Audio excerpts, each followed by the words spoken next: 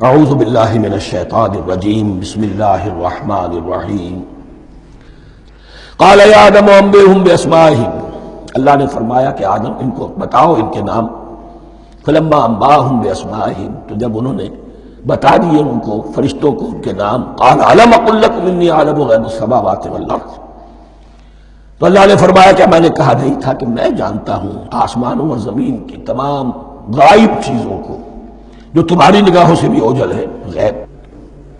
میں ہر شے کا جاننے والا ہوں. عالم ما تبدون وما کنتم تکتمون، اور میں جانتا ہوں جو کوئی تم ظاہر کر رہے تھے، جو کوئی تم چھپا رہے تھے. چھپانے میں محسوس ہوتا ہے کہ ان کی خواہش یہ تھی کہ خلافت ہمیں ملے. ہم خدام ادب ہیں، ہر وقت تسبیح و تحمید اور تقدیس میں مصروف ہیں، جو حکم ملتا ہے بجا لاتے ہیں. تو یہ خلافت کسی اور مخلوق کو کیوں ملے؟ یہاں صرف یہ اور بتا دوں کہ یہ چونکہ اب ایک تیسری مخلوق کا ذکر بھی بعد میں آئے گا. 3 صاحب تشخص مخلوقات ہیں اللہ کی، صاحب تشخص، صاحب شعور، جن میں میں کا شعور ہے. انا، میں. ایک ملائکہ ہے، ان کی تخلیق نور سے ہوئی ہے. ایک انسان ہے جن کی تخلیق گارے سے ہوئی ہے. ایک جنات ہیں جن کی تخلیق آگ سے ہوئی ہے. باقی حیوانات ہیں، ان میں شعور تو ہے، خود شعور ہی نہیں ہے. Self consciousness, there is a world of difference between consciousness and self consciousness. انسان جب دیکھتا ہے تو اس کو یہ بھی معلوم ہے میں دیکھ رہا ہوں. کتا بلہ دیکھتا ہے، اسے یہ اندازہ نہیں ہوتا کہ میں دیکھ رہا ہوں. دیکھنے کا ایک نتیجہ ہے جو نکل آتا ہے، لیکن میں کا وجود نہیں ہے. یہ انا، سیلف، ایگو، یہ انسان میں ہے، جنات میں ہے، شعور میں، اور فرشتوں میں ہے. ایک نوری مخلوق، ایک ناری مخلوق، ایک زمین کے اس کرسٹ میں یہ جو مٹی اور گارے، مٹی کا اور پانی کا جو مغلوبہ ہے گارے کی شکل میں، اس سے بنا ہے. قال یا آدم انبئہم باسمائہم فلما انباہم باسمائہم قال الم اقل لکم انی اعلم غیب السماوات والارض واعلم ما تبدون وما کنتم تکتمون وَإِذْ قُلْنَا لِلْمَلَائِكَةِ اسْجُدُوا لِآدَمَ فَسَجَدُوا إِلَّا إِبْلِيسَ. اور یاد کرو جب کہ ہم نے کہا فرشتوں سے سجدہ کرو سب کے سب آدم کو، جھک جاؤ آدم کے سامنے. فسجدوا، ان سب نے سجدہ کیا، الا ابلیس، سوائے ابلیس کے. پہلی بات تو یہ سمجھیے کہ تمام ملائکہ کے سجدے کی ضرورت کیا تھی؟ کیا یہ صرف تعظیماً تھا؟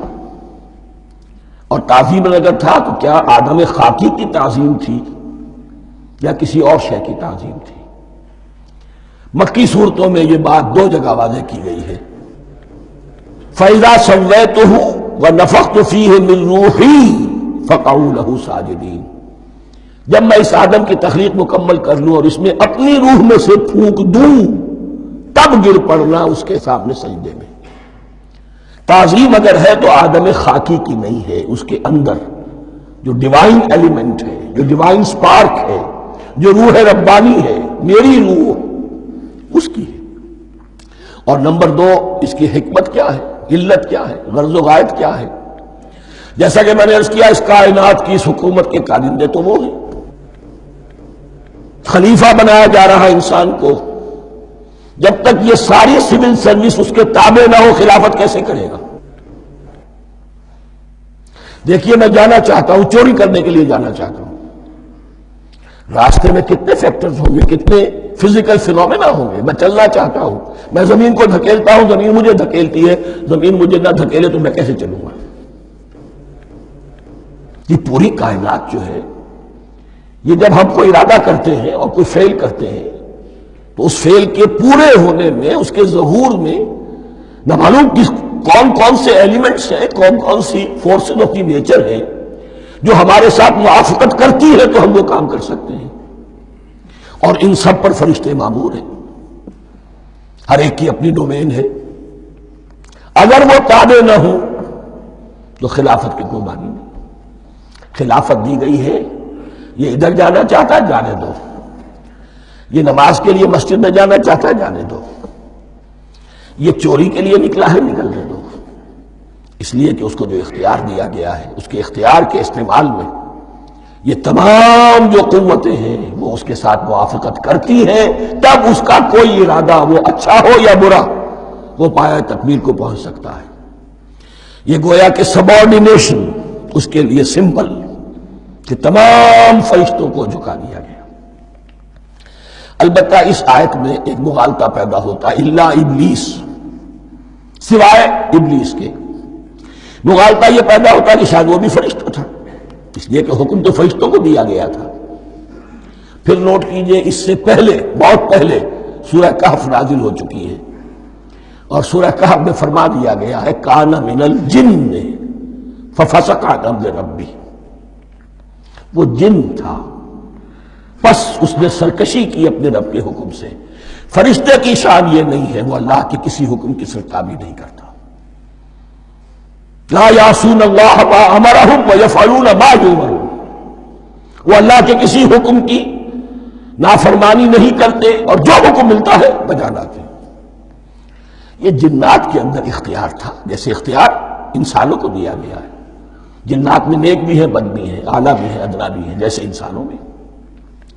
لیکن یہ عزازیل جو جن تھا، علم اور عبادت دونوں کے اعتبار سے بہت بلند ہو گیا تھا، اور یہ فرشتوں کا یوں سمجھیے کہ ہم نشین، فرشتوں کے ساتھ اس طور سے شامل، جیسے بہت سے انسان بھی اگر اپنی بندگی میں، زہد میں، عبادت میں، نیکی میں ترقی کرے تو ان کا ملائے اعلیٰ کے ساتھ، عالم ارواح کے ساتھ، عالم ملائکہ کے ساتھ ایک رابطہ قائم ہوتا ہے۔ اسی طریقے سے وہ جو عزازیل تھا، جن ہونے کے باوجود اپنی نیکی، عبادت، پارسائی اور اپنے علم میں فرشتوں سے بہت آگے تھا، اس لیے معلم الملکوت کی شکل اختیار کر چکا تھا۔ اس کو اپنی زون تھا۔ یہ بات جیسا کہ میں نے عرض کیا 7 مرتبہ قرآن میں یہ بات آئی ہے، قصہ ابلیس و آدم، کہ فرشتوں کو حکم ہوا کہ سجدہ کرو، سب جھک گئے، ابلیس نے سجدے سے انکار کر دیا 7 مرتبہ۔ یہ 7ویں مرتبہ ہے جو ہم پڑھ رہے ہیں، مصحف میں پہلی مرتبہ آ رہا ہے، ترتیب نزول میں 7ویں مرتبہ آ رہا ہے۔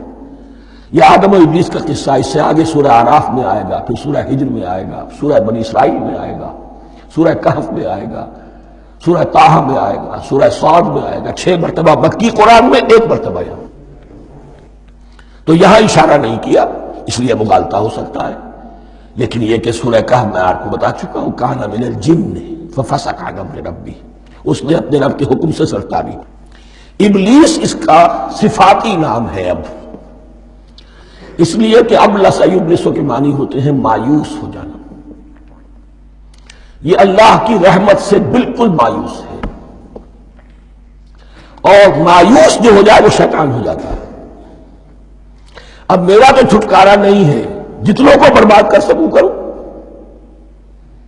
میری تو عاقبت خراب ہو چکی ہے، جتنوں کو اپنے ساتھ، ہم تو ڈوبے ہیں سنم، تم کو بھی لے ڈوبیں گے۔ اب وہ شیطان اس معنی میں کہ انسان کی عداوت اس کی گھٹی میں پڑ گئی، اس نے اللہ سے پھر اجازت ملی کہ مجھے مہلت دے دے یوم یبعثون، قیامت تک کے دن کے لیے، تو میں ثابت کر دوں گا کہ یہ آدم اس رتبے کا حقدار نہ تھا، مستحق نہ تھا جو اسے دیا گیا۔ انا خیر منہ، میں اس سے بہتر ہوں۔ خلقتنی من نار وخلقتہ من طین، تو نے مجھے آگ سے بنایا، اسے گارے سے بنایا۔ لیکن یہ تکبر ہے در حقیقت کہ جس نے اسے راندہ درگاہ حق کر دیا۔